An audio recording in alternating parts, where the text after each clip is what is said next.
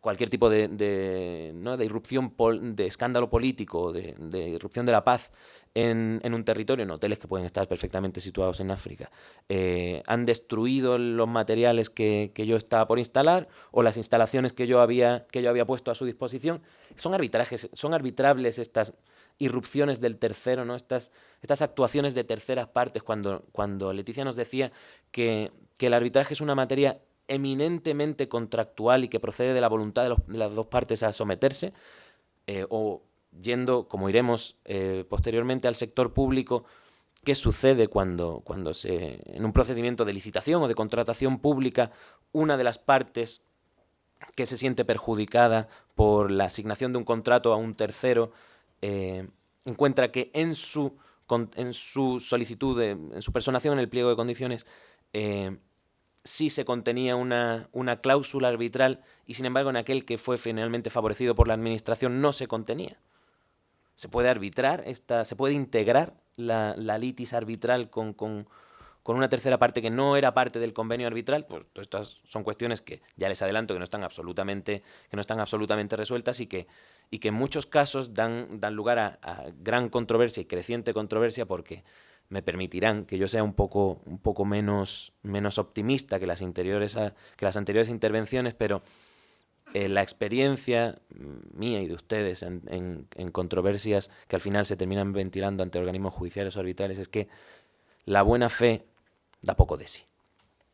Entonces, ya saben que un convenio arbitral es un contrato aparte que se instala dentro de otro contrato al que es ajeno, que puede ser bien firmado por la administración y ustedes, proveedores de servicios energéticos, o un sujeto privado y ustedes, proveedores de servicios energéticos, y que debe entenderse como sometido a unas condiciones de validez y de alcance diferentes, diversas de las del propio contrato de suministro de servicios o de colaboración entre el sector público y privado, que veremos si son arbitrables o no. Yo tengo un criterio personalmente distinto al que se ha venido sosteniendo por parte de la administración, pero quiero que tengan claro desde el primer momento que el convenio arbitral es un contrato aparte, y que precisamente por tratarse de un contrato aparte, como decía Leticia, son los propios árbitros los que deciden si tienen competencia para conocer de un asunto o no. Es decir, en un contrato con la Asociación Nacional de Puertos, que ha decidido someter sus controversias contractuales con todas aquellas personas, es un contrato de carácter público, ¿no? Aunque la Organización de Puertos no está considerada una administración pública. Bueno, pues para saber si la materia es arbitrable y si, siendo la materia arbitrable, la controversia estaba contenida dentro de ese convenio arbitral, serán los propios árbitros los que tendrán que decidir si son competentes o no. Esto viene del derecho alemán, se llama principio de competence, y lo habrán oído ustedes nombrar recurrentemente, porque los abogados de despachos especializados en estas áreas, lo primero a lo que aluden cuando quieren solicitar medidas cautelares ante un juez para que un contrato siga desplegando sus efectos o para que no despliegue efectos y se interrumpa en lo que es a la competencia del árbitro y a este principio de competence, ¿no? El número de árbitros, evidentemente, siempre debería ser impar. Ya nos hemos encargado los abogados en muchas ocasiones con contratos tipo, y ahí tengo que mostrarme en cierto desacuerdo con alguno de los anteriores ponentes que decía que la normalización de los contratos es una cuestión positiva. Al final es como aprovechar la ropa de los hermanos, ¿no? Está pasada de moda cuando a uno le llega y siempre, pues, a uno o le está grande o le está chica, o cuando mi hermano tenía mi mismo tamaño era verano y ahora es invierno, y, en fin, que da lugar a muchos problemas. La normalización de este tipo de contratos, en particular contratos tan novedosos como los de eficiencia energética, ¿no? Pero bueno, en la medida de lo posible, si aceptan una reflexión que pueda ser de utilidad, traten de adoptar para sus contratos cláusulas tipo de la pléyade de instituciones arbitrales que existen ahora mismo en el mercado, ya sea para la resolución en equidad, como la Corte del Colegio de Ingenieros Industriales, o cualesquiera de las que hay operando en Madrid, ya sean nacionales o internacionales.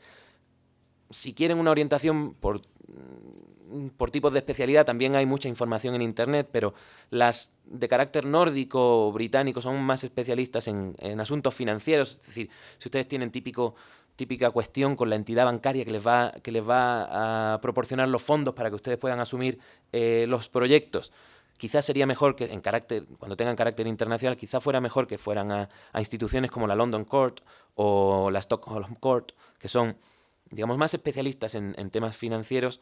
Si el motivo de la controversia o lo que ustedes prevean en el momento de realizar el convenio arbitral es una controversia relacionada con el aspecto puramente ingenieril, quizá algunas otras, como la Cámara de Comercio de París, la famosa CCI, sean más adecuadas por sus procedimientos y por el conocimiento que tienen los árbitros de la industria, ¿no?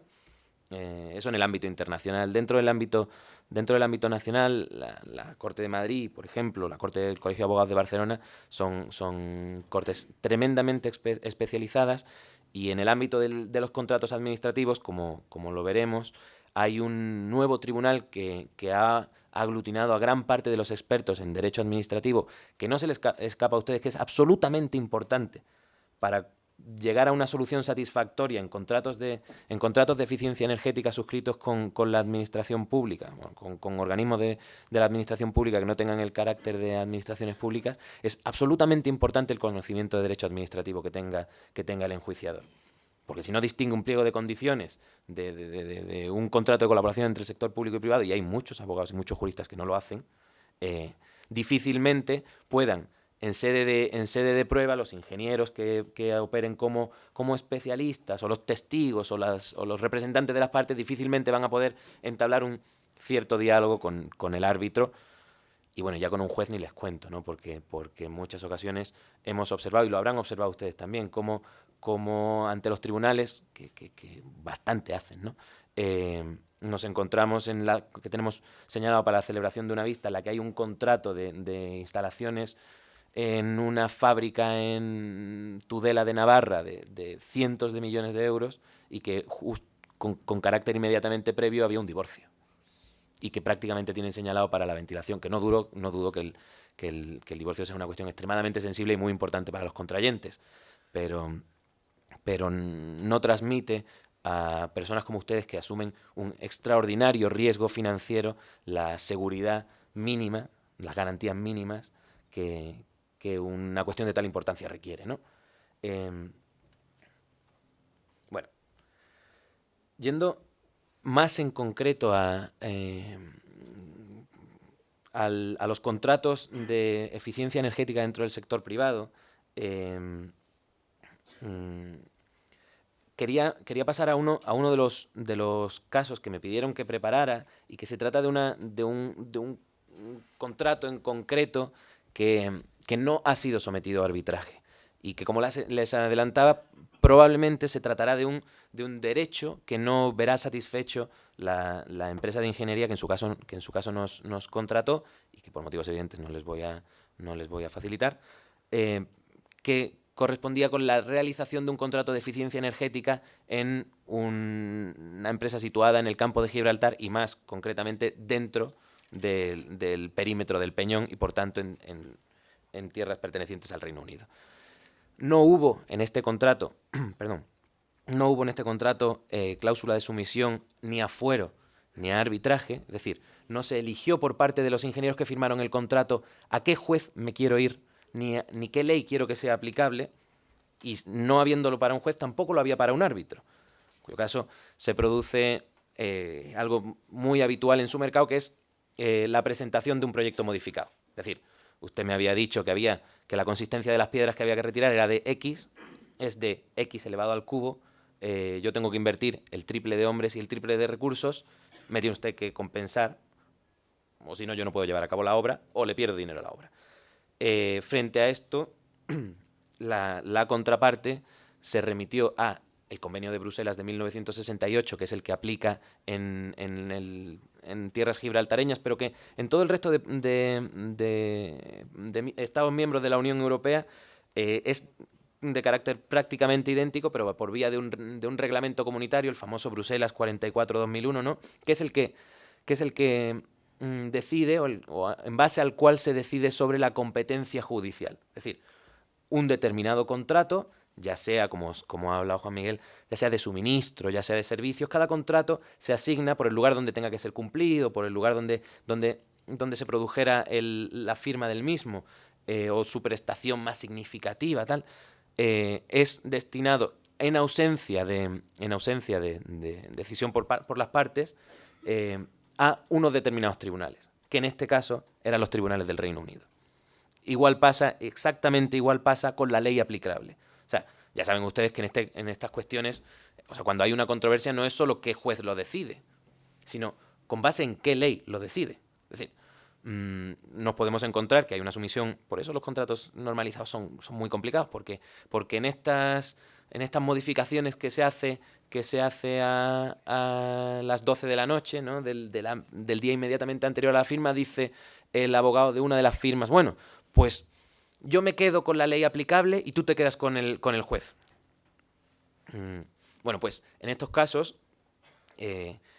llegamos a situaciones absolutamente desquiciantes, ¿no? Como la que les estoy relatando en Gibraltar, en la que ahora nos tenemos que ver, por no haber sometido la controversia a un arbitraje, nos vemos teniendo que recurrir a los tribunales del Reino Unido y aplicando ley del Reino Unido. Con lo cual, los gastos que tendría que asumir una empresa del sector industrial que había invertido sus ya de por sí escasos recursos en poner un pie en el sector de la eficiencia energética, pues no le permiten asumir y va a tener que renunciar al contrato. Voy a ir concluyendo porque entiendo que estarán ustedes cansados de toda la mañana escuchando ponentes, pero quiero que tengan la idea muy clara, no me quería marchar sin esto, de que estos arbitrajes que son muy habituales entre ustedes dentro del sector privado, ahora también se pueden llevar a cabo en el sector público.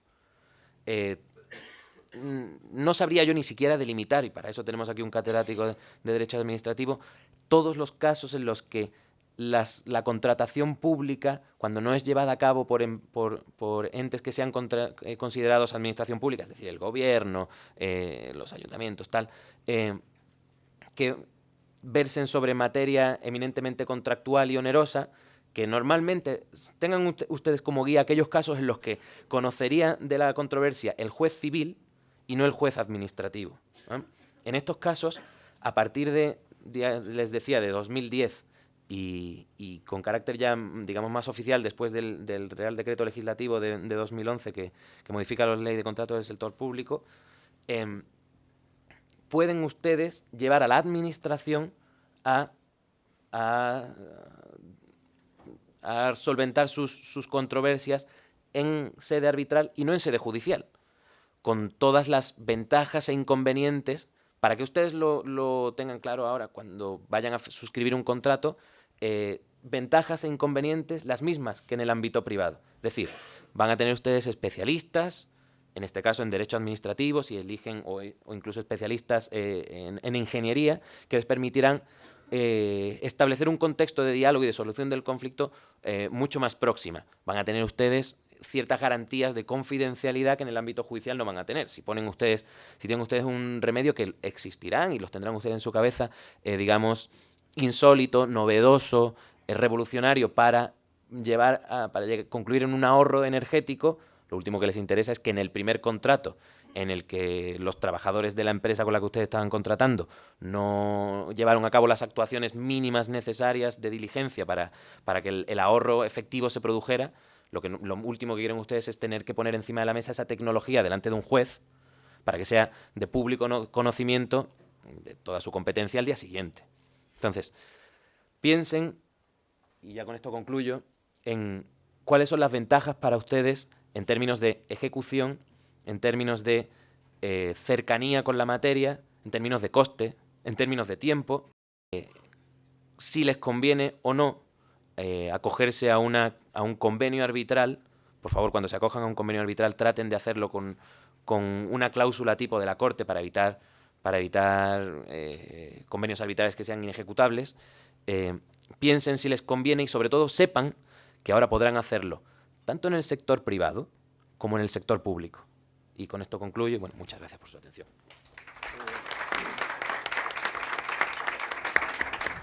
La verdad es que es un tema apasionante, muchas gracias Manuel, porque amplía las posibilidades de nuestra actividad profesional, que es multidisciplinar y que abre nuevos frentes que probablemente exigirían quizá, Miguel Ángel, que hagamos un monográfico sobre temas arbitrales, porque me parece que son no los podemos despachar con tan poco tiempo, ¿no? No sé si hay alguna pregunta en estos pocos minutos, porque llevamos ya algunos de retraso sobre el horario original, que queráis plantear a los aquí presentes. Sí, por aquí viene una. Dos. Muchas gracias. Bien. Si no se está de acuerdo con un laudo, va para ti, Leticia. ¿Se puede acudir a los tribunales? Si no se está de acuerdo. ¿Y se puede recusar a un árbitro durante el procedimiento? Sí, la recusación, bueno, contesto a la segunda parte de la pregunta primero. La recusación, evidentemente, es una figura que se regula en la ley de arbitraje y que, por supuesto, la parte que considere que hay una causa válida para recusar al árbitro puede hacerlo. De la misma manera, el árbitro debe no aceptar el arbitraje si es que tiene algún interés o, bueno, amistad o enemistad con alguna de las partes, las causas típicas de recusación y abstención. Y en relación con si no me gusta el laudo, pues no. Si no me gusta el laudo, no. En las causas de impugnación del laudo, como ha dicho Manuel, están tasadas en la ley. Y normalmente son cuestiones pues de defectos, pues no sé, por haberse extralimitado en el conocimiento. Al árbitro le pedían una cosa A y se pronuncia sobre la B. O sea, cuestiones muy tasadas. Por eso, a mí me parece un procedimiento, en principio, tremendamente ágil, porque evita, como sucede con los tribunales ordinarios, pues los recursos sobre cuestiones, bueno, pues que a lo mejor, por ese motivo, por ejemplo, pues porque no me gustan. No sé si he contestado correctamente, pero... Muy bien. Hay otra pregunta. ¿Qué valoración hacéis de la futura implantación de la ley de mediación? Y también plantean si se adaptará la Corte a esta actividad. Vamos, sí, por favor. 2 minutos solo. Yo digo que si el arbitraje ya es difícil, o sea, la mediación ya a mí me parece un esfuerzo tremendo, porque no hay, o sea, no nos olvidemos, en España no hay cultura del arbitraje. Estamos iniciando el tema y efectivamente funciona y vamos convenciéndonos todos, yo la primera, de que es una esta fantástica para solucionar los conflictos, pero es que la mediación es antes del arbitraje. Es para evitar el arbitraje o para evitar el procedimiento judicial.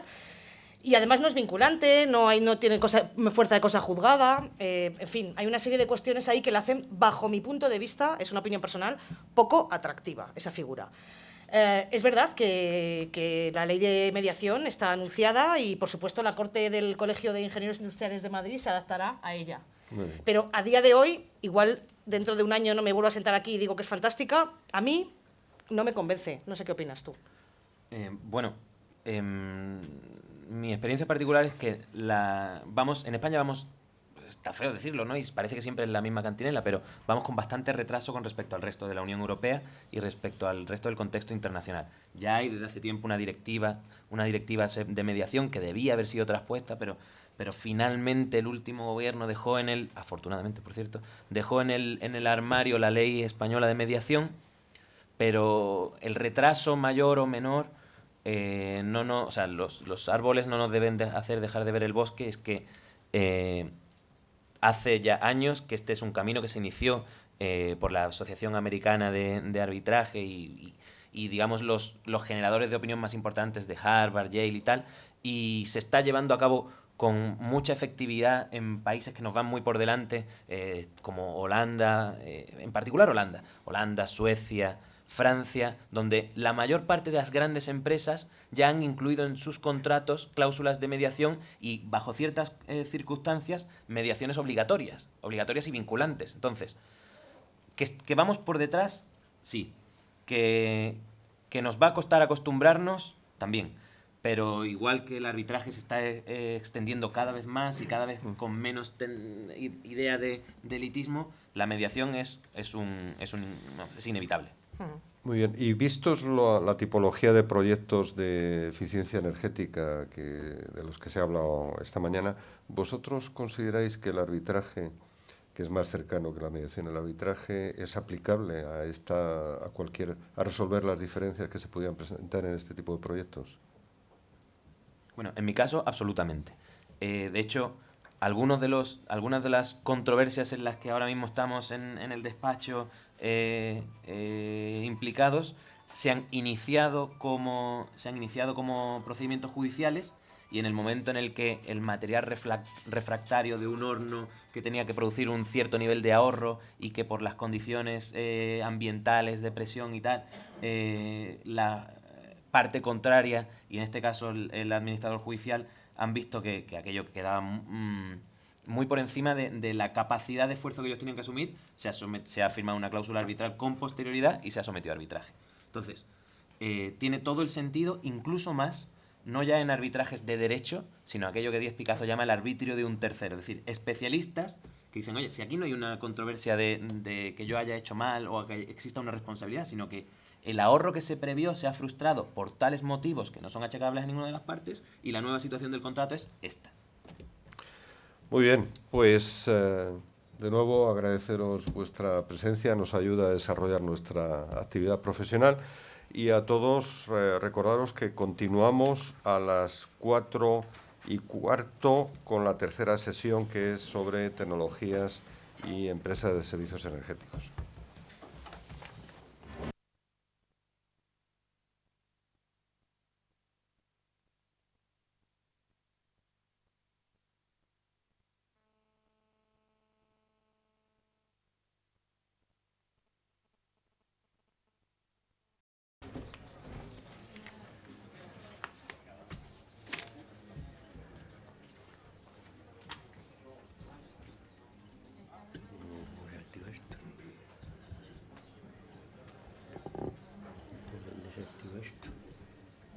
No sé si... Sí, está activo.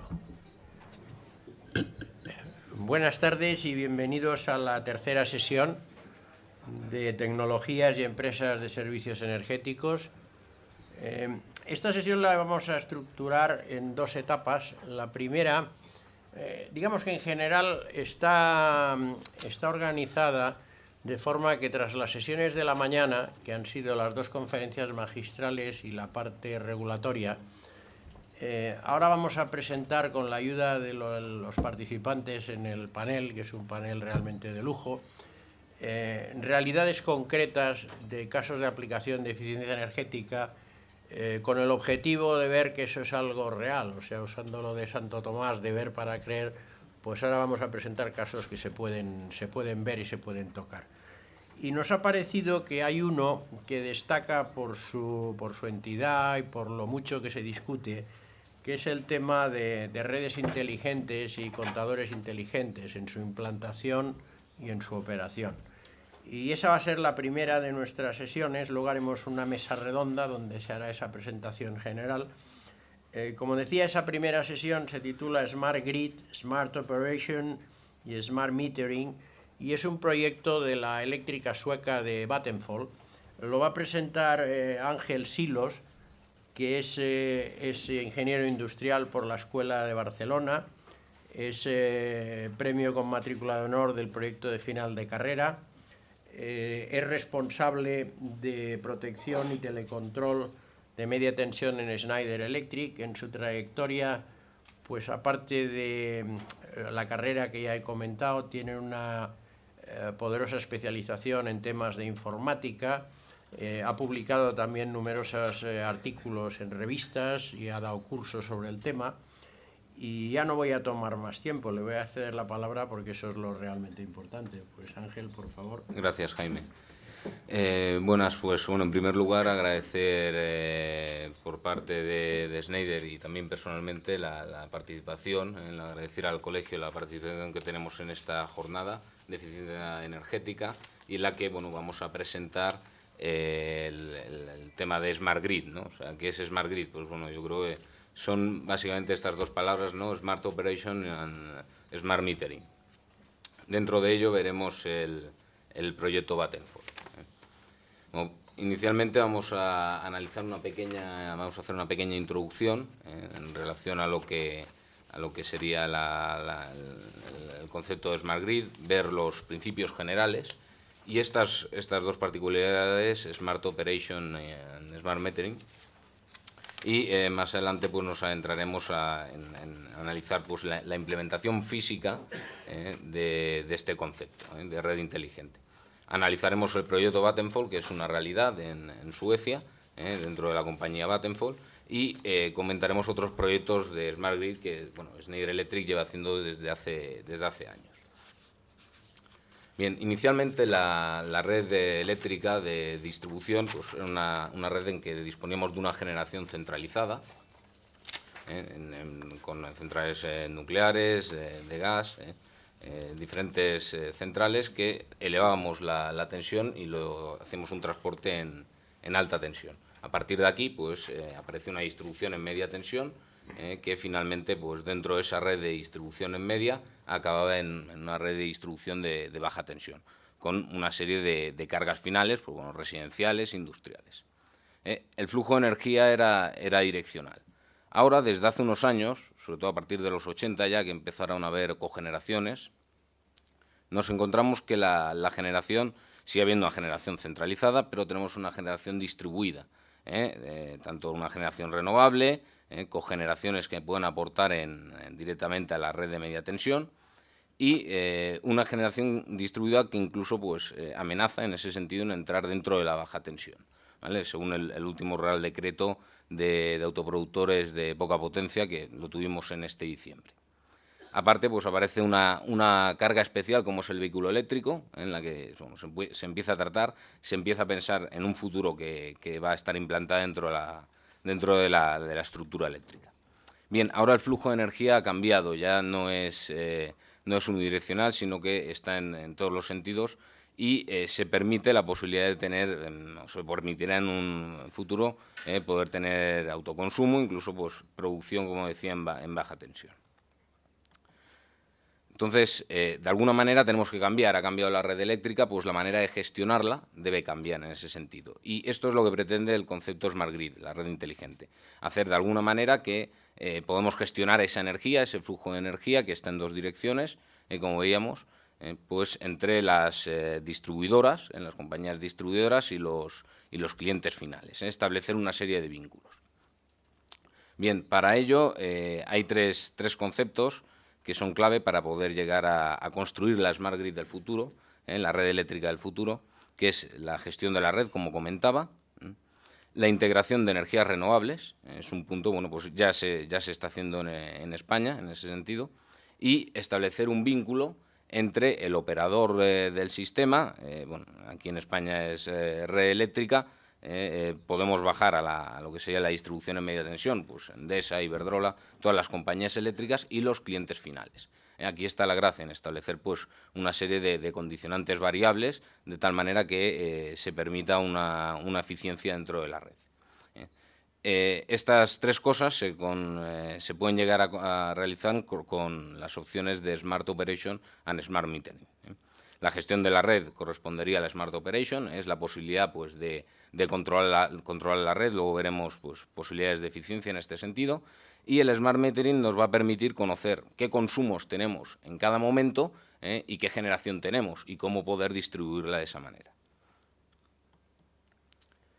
Bien, el Smart Operation es una cosa que se lleva haciendo desde hace tiempo ya, que es la propia gestión de la red, controlar pues cómo están los anillos de distribución, el estado del flujo de energía, por dónde va a canalizarse, y de alguna manera pues es interesante, actualmente con la tecnología que hay, responder con el Smart Operation a dos cosas, lo que sería reconfigurar la red ante dos situaciones, ante faltas, ante defectos que pueden haber, de alguna manera nos interesa disponer de un suministro de calidad. En ese sentido, cuando hay un defecto en la red, pues nos interesa tener un servicio rápido de respuesta. Esto forma parte de la Smart Grid, es el Smart Operation. Y un segundo punto que sí que nos aportaría eficiencia es poder reconfigurar la red para que sea más eficiente. Eso veremos luego con qué sistema se puede hacer actualmente, eliminar pérdidas en ese sentido.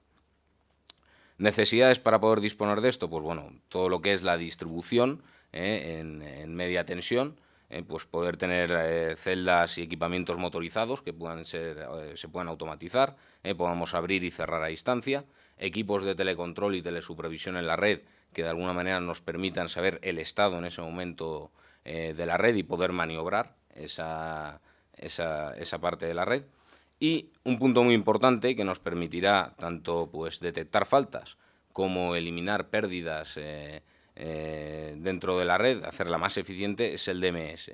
El Distribution Management System es un sistema SCADA que puede de alguna manera recopilar toda la información de los diferentes centros de transformación, de los diferentes puntos de la red de distribución y conocer el estado y con eso poder evaluar qué decisiones tomar. De alguna manera, pues tendremos dentro de la red distribuidos equipos de detección de defecto que puedan decirnos pues, por dónde ha pasado un defecto y también equipos de telecontrol que permitan maniobrar en toda la red de distribución, permitan maniobrar esa situación. Otro punto importante es el control de subestaciones, la posibilidad, pues, dentro de las subestaciones de alta a media tensión, tener pues, una automatización, tenerlas interconectadas, hacer toda una interconexión entre subestaciones, que de eso, pues bueno, entre el operador del sistema, aquí en España, Red Eléctrica y las diferentes distribuidoras se encargan. Es otro punto dentro de la Smart Grid para poder detectar defectos, eliminarlos y recuperar el estado natural de la red. Y el sistema DMS, como comentaba, es un sistema que se instala en lo que sería el centro de control de la compañía eléctrica, y es una plataforma de software que permite dibujar todo el esquema eléctrico y de distribución de la compañía y informar de todos los puntos de esa distribución en media tensión. La posibilidad pues, de conocer si por un punto ha pasado una falta, queda reportado en este sistema. Lo más interesante de este sistema es que nos va a poder permitir tener un control directo sobre toda la red y en tiempo real, que es lo interesante.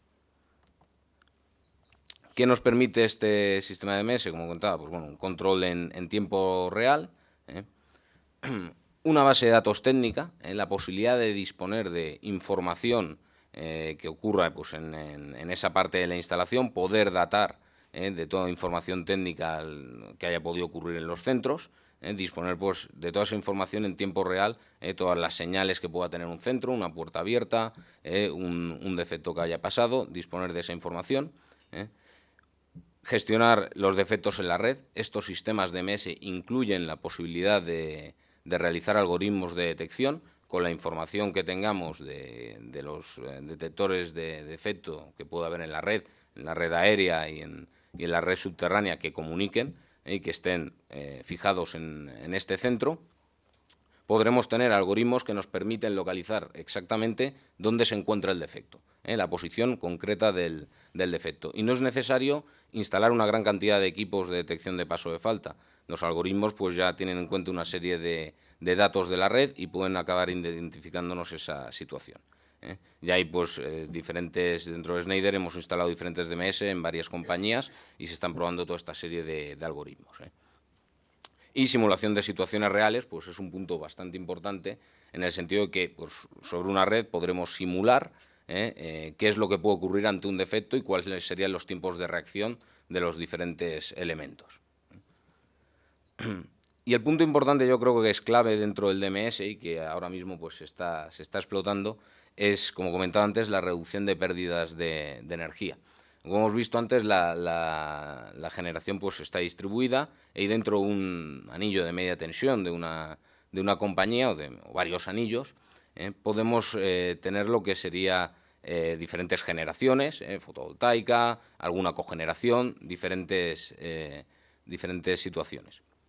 Bien, pues de alguna manera el DMS indica cómo reconfigurar la red para poder evitar pérdidas en el transporte de energía dentro de la propia media tensión.